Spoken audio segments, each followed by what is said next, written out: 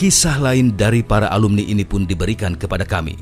Jika Pondok Pesantren Al Zaitun, di mana tempat dirinya mengenyam pendidikan selama 6 tahun, melihat kalau di dalam pondok pesantren tersebut sebenarnya sudah ada orang-orang yang terpapar dengan NII KW 9. Namun bagaimana sebenarnya jika indikator Pondok Pesantren Al Zaitun dijadikan wadah NII KW 9? Dengan selama di Al Zaitun, setelah di Al Zaitun, tepatnya, ini boleh diceritakan lebih lanjut, Mas, mungkin dari awal seperti apa berkaitan dengan Ali, ya Mas ya?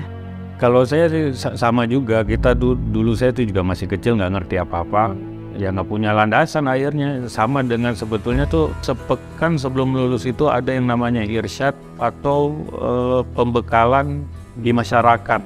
Itu untuk semua santri? Semua santri. Wajib ya? Wajib. Oke. Itu.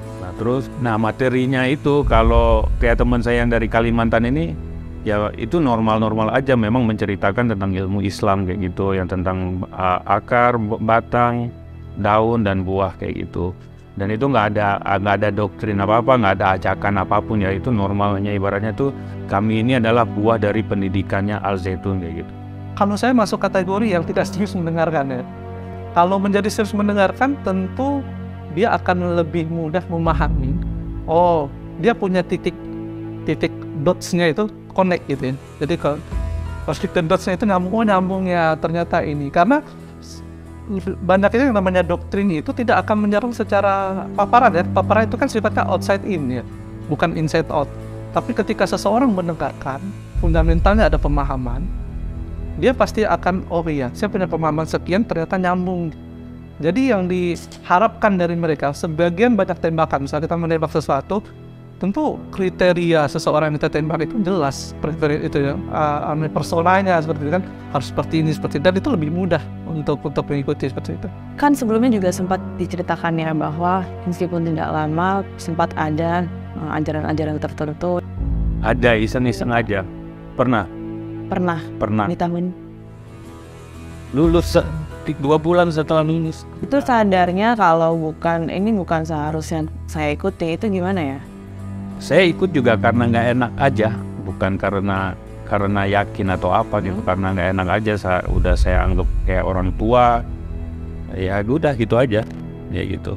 Banyak nggak sih yang mengalami hal yang sama? Kalau dari alumni itu nggak banyak, nggak ada, ini juga cerita yang kasus yang sama itu paling nggak nyampe 10 orang. Jadi irsyad itu menjadi landasan kepada teman-teman mungkin yang apes menurut saya. Kenapa dibilang apes? Ya karena memang kita nggak diincar oleh dari alma mater kita itu untuk direkrut, itu enggak.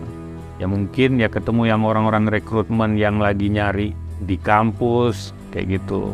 Nah itu baru setelah lulus baru mungkin bisa jadi di situ.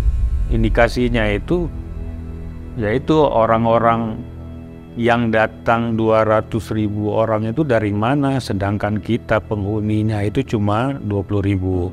Kalau katakan kerabat dari 20.000 ini dikali berapa biar jadi 200.000? Kan katanya tadi masuk Al Zaitun itu susah.